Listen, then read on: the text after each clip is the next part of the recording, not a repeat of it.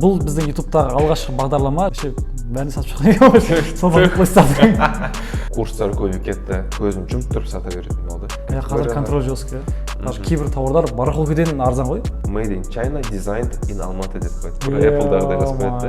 10 товардың 10-ы басқа қалада сатылады. Алматы заказ жоқ. Вот это, по идее, керемет фишка. Бір емес екі бірдей инструмент бердік. Адамдар қолданады деп ойлаймын. Қайырлы таң, қайырлы күн, қайырлы кеш, қайырлы түн. Кім қай кезде көріп отыр, соған қарай амандасайық. Бұл біздің ютубтағы алғашқы бағдарлама, және бұл бағдарламаның ешқандай аты да жоқ.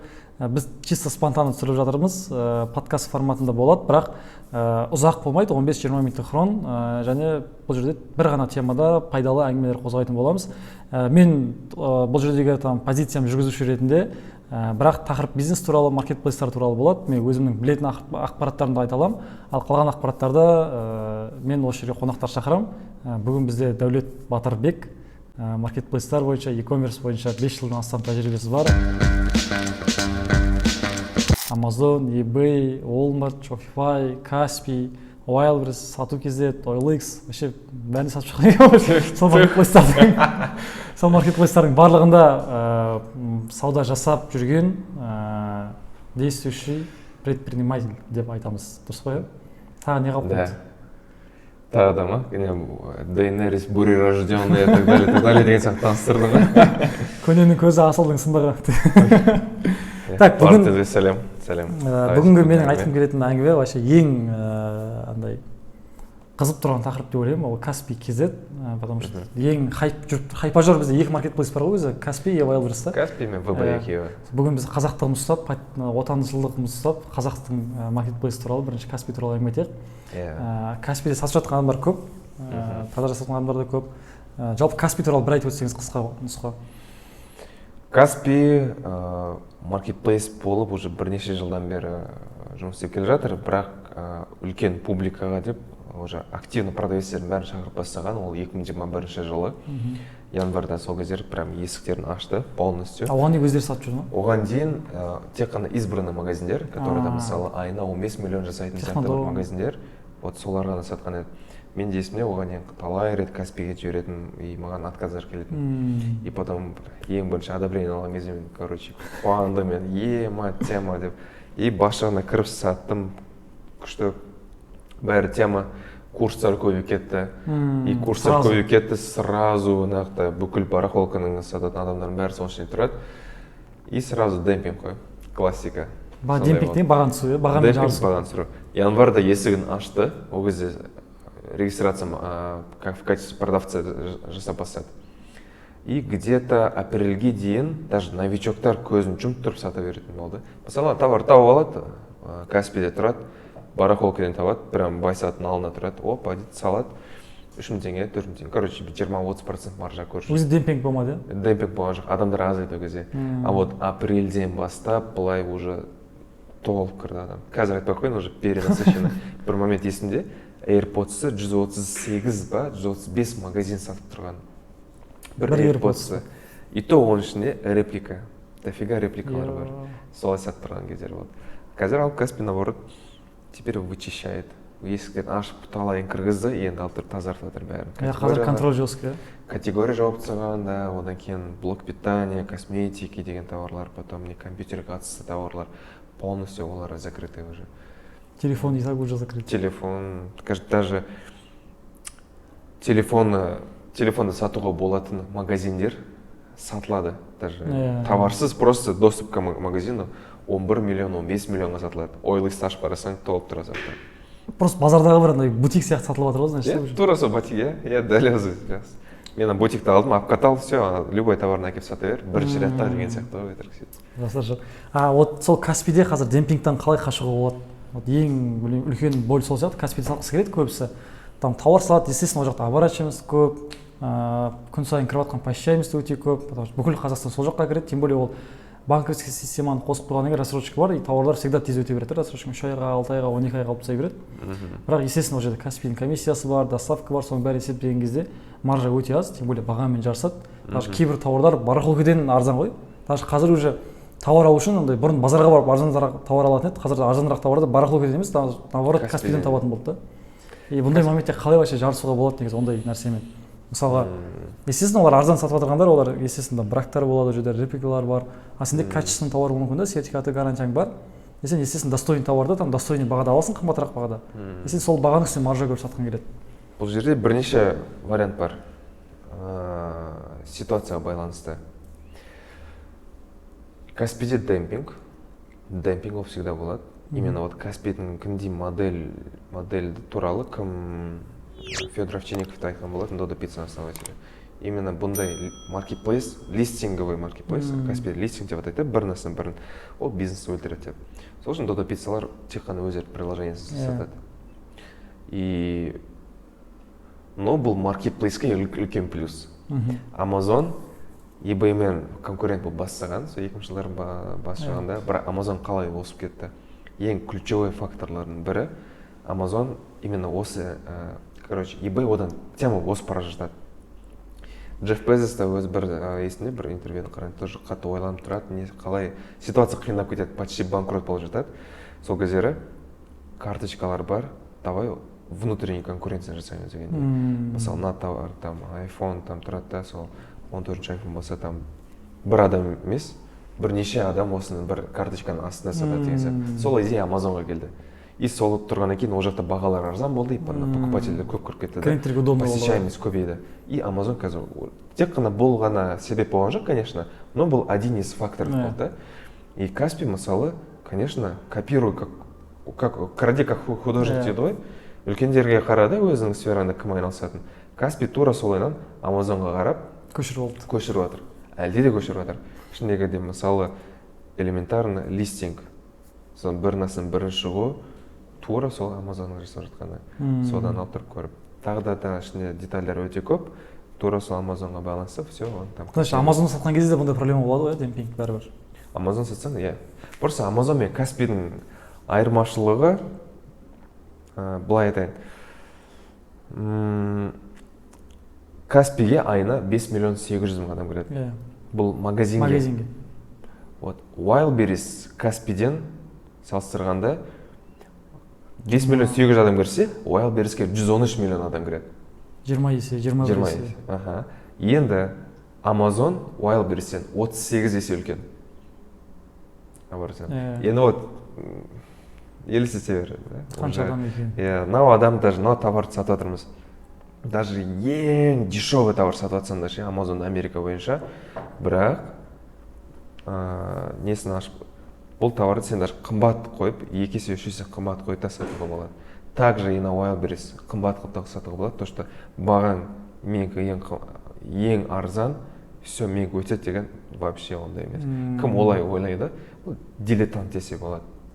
Вот қатты айтқан болар, но дилетанттар ғана сөйтіп ойлайды. Өйткені ары қарай түбіне жетпегендер, тек қана демпинг қылып жасайтындар, вот соларға жетерлік. Товарды негізінен қымбат сатуды білу керек. Оның фишкалары бар, өзінің өнері бар. Әр маркетплейстің өзінің сондай хитростары болады уже. Значит, демпинг андай адамдармен жарысып продажаны көбейту үшін демпинг жасай беру ол былайша айтқанда ақымақтық қой, маржаны азайтып. Өз-өзіңді өлтіріп албай қарағанда ол. Конечно. Мынандай ғой, бұрыннан бері бір продажалардың барлығын осы пример көп келтіретін. Мен лучше 10 товар сатып 10 мың теңге тапқанша 3 товар сатып 10 мың теңге табамын деген сияқты. Зато усилием почти 3 есе аз кетеді почти, зато табатын табысың тура сол деген дейді. Зачем? Сен товарды көп сатасың, аз маржамен, возвраттарында көп болады, брактарында көп болады. Доставка көп, мияшың көп. Тура сондай. Осындай логикамен сату керек. А вот демпингтен қалай, демпингті қолданбай қалай там конкурент болуға болады? Немесе бәрі демпинг жасалған кезде сен олардың арасынан қалай шығып там продажаңды жасасаң болады? Дилетанттардың арасында. Да, бұл жерде бір достарым бар, демпинг жасайтындарды дембелдер деп айтады. Дембел деп прикол ұстайды, дембелдер деп. Бұлай істеуге болады. Негізінде вариант өте көп. Мысалы, бір вариант айтайық. Егер какой-то бір товар сатылып жатыр ма, ол уже ең көп масса бізде там Қытаймен жұмыс істеу, барахолкамен жұмыс істеу деген темалар біледі.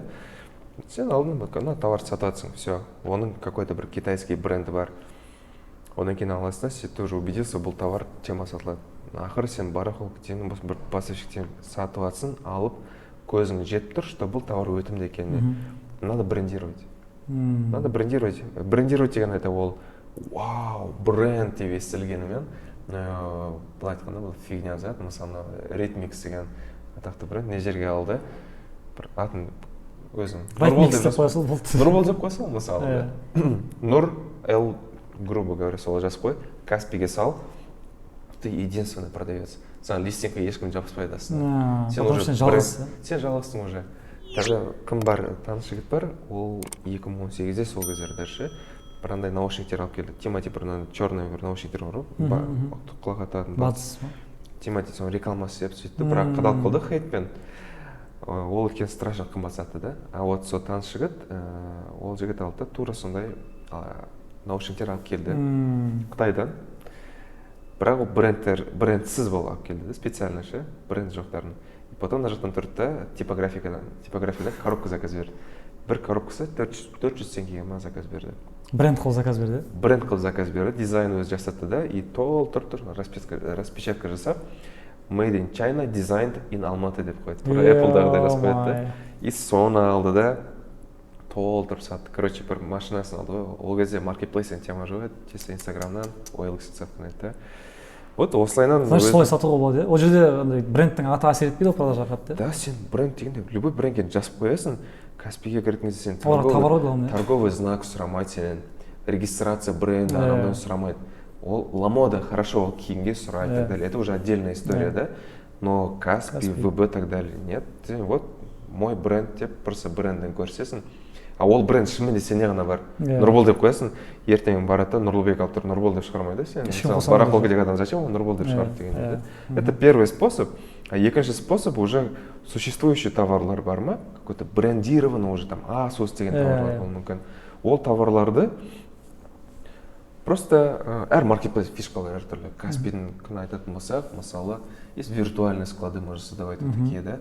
Уже как филиал ретінде ашасың, басқа қалада. Басқа қаладан склад ашады, иә? Басқа қалалардан складтар ашты. Бірақ товарды апармайды ол жақта, иә? Товарды алып бармауға болады вообще без проблем. Алып барсаң вообще ол да тема болады.